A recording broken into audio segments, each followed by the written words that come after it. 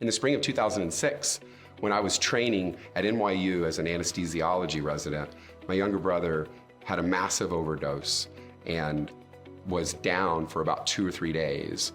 And when they found him, he'd had a heart attack and a stroke and kidney failure, and he had complications in his legs where he was paralyzed from the waist down.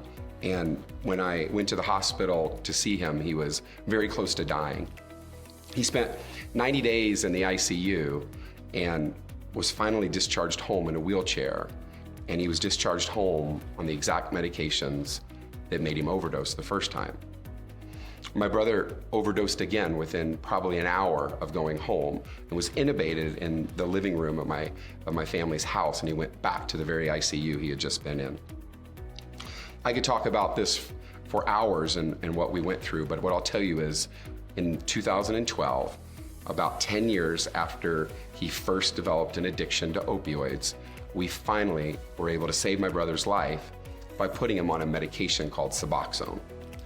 Now, Suboxone, if you haven't heard about it, is literally one of the most important medications of 2025.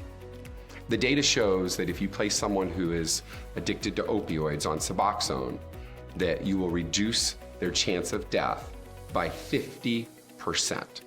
We call it a 50% reduction in mortality, and there's very few drugs that I can think of that have such a powerful effect.